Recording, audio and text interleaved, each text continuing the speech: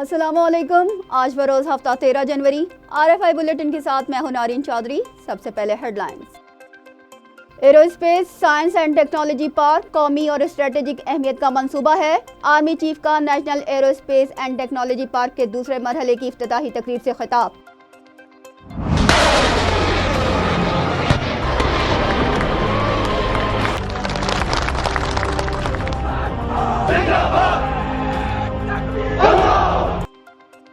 Army chief کا Sonmiani operation تیاریوں کا جائزہ. البیضہ 3 مشق کا معائنہ بھی کیا. شمالی بحیرہ عرب میں پاک بحریہ کی سی گارڈ مشق کا آغاز. انسداد بحری قزاقی smuggling search and rescue operations کا عملی مظاہرہ. پاک افغان بارڈر سے بغیر ویزا اور دستاویزات کے شہریوں اور گاڑیوں کا داخلہ بند. پاکستان کو IMF سے $70 کروڑ کی قسط موصول. ڈالر کی قیمت میں معمولی کمی معیشت پر مثبت اثرات پڑیں گے.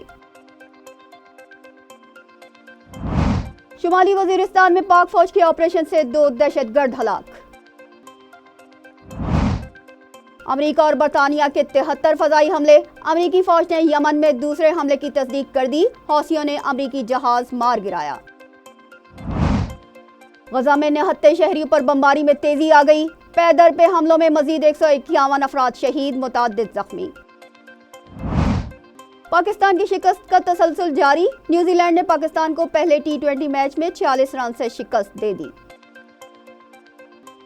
ہیڈ لائنز آپ نے ملاحظہ کی. چلتے ہیں خبروں کی تفصیلات کی جانب. آرمی چیف کا کہنا ہے کہ national aerospace science and technology park strategic اہمیت کا منصوبہ ہے. ہم خود انحصاری کی طرف بڑھ رہے ہیں. ISPR کے مطابق آرمی چیف کراچی کے national aerospace science and technology park silicone کے دوسرے مرحلے کی افتتاحی تقریب میں شرکت کے لیے پہنچے تو air chief air marshal Zaheer Ahmed Babar Sidhu نے ان کا استقبال کیا. انہوں نے آرمی چیف کو منصوبے کی اہمیت اور افادیت پر بریفنگ دی. آرمی چیف نے مختلف آپریشن سسٹمز کا معائنہ کیا. اس موقع پر آرمی چیف نے کہا کہ یہ منصوبہ قومی اور اسٹریٹجک اہمیت کا حامل ہے. NAS2P سلیکون کا ایک اور سنگ میل عبور کرنا بڑی کامیابی ہے. پاکستان جدید دفاعی خود انحصاری کی طرف بڑھ رہا ہے. Air chief air marshal Zaheer Ahmed Babar Sidhu نے ایرو اسپیس، سائبر IT اور جدید ٹیکنالوجی سے متعلق کہا کہ ہم ان شعبوں میں مہارت حاصل کر رہے ہیں. تاہم آرمی چیف نے کور ہیڈ کوارٹرز کا دورہ کیا، یادگار شہداء پر پھول بھی چڑھائے اور آپریشنل تیاریوں اور تربیتی امور کا جائزہ بھی لیا.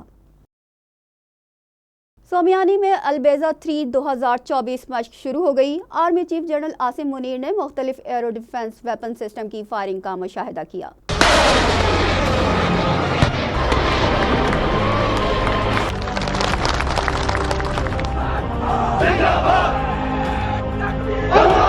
پاکستان کے ملکی دفاعی نظام ناقابل تسخیر بنانے کی طرف اہم سنگ میل عبور کیا ہے. ISPR کے مطابق آرمی ایئر ڈیفنس نے سومیانی میں جاری البیضہ 3 جنگی مشقوں کے دوران جدید ترین high to medium air defence weapon system کا کامیاب تجربہ کیا. تجربے میں درمیانی اور زیادہ بلندی پر دشمن کے جنگی جہازوں اور ڈرونز کو درست نشانہ بنانے کی صلاحیت کو کامیابی سے جانچا گیا. اس موقع پر army chief general Syed Asim Munir, corps commander Karachi, corps commander army air defence, inspector general training and evaluation اور انسپکٹر جنرل آرمز بھی موجود تھے. آرمی چیف نے جوانوں اور افسروں سے گفتگو کرتے ہوئے کہا کہ آرمی ایئر ڈیفنس کی طرف سے کامیاب تجربہ قابل ستائش ہے. کامیاب مشق آرمی ایئر ڈیفنس کور کی آپریشنل تیاریوں اور اہداف کو نشانہ بنانے کی بہترین عکاسی کر رہی ہے. انہوں نے کہا کہ مسلح افواج عہد حاضر کے تقاضوں کے مطابق ویپن سسٹم کو جدید انداز میں ڈھال رہی ہیں تاکہ کسی بھی خطرے کا بروقت اور مؤثر جواب دیا جا سکے.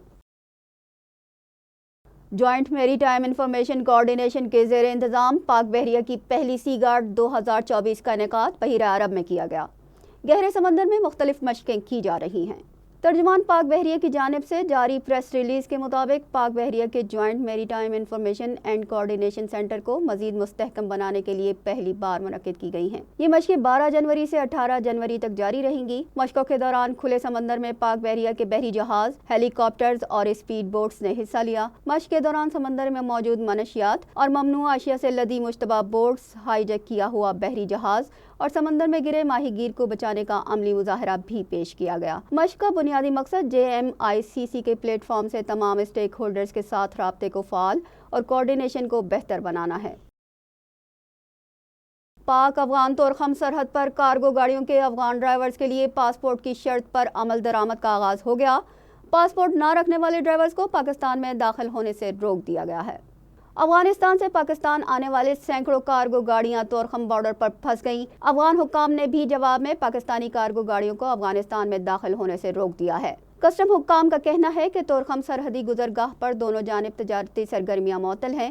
پاکستانی حکام نے افغان ڈرائیورز پر ویزا پاسپورٹ کی شرط عائد کر دی ہے۔ بغیر سفری دستاویزات کسی کو آنے جانے کی اجازت نہیں دی جائے گی۔ افغان سیکیورٹی حکام نے افغان ڈرائیورز کو پاسپورٹ ویزا کی شرط سے استثناء دینے کا مطالبہ کیا ہے۔ پاکستانی حکام کا کہنا ہے کہ ایک ملک سے دوسرے ملک جانے کے لیے ویزا اور سفری دستاویزات ہونا ناگزیر ہے۔ حکومت پاکستان نے افغانستان کو ویزا پاسپورٹ شرط پر بار بار توسیع اور وقت بھی دیا تھا، لیکن افغان حکام اس کو یک طرفہ فیصلہ سمجھ رہے ہیں۔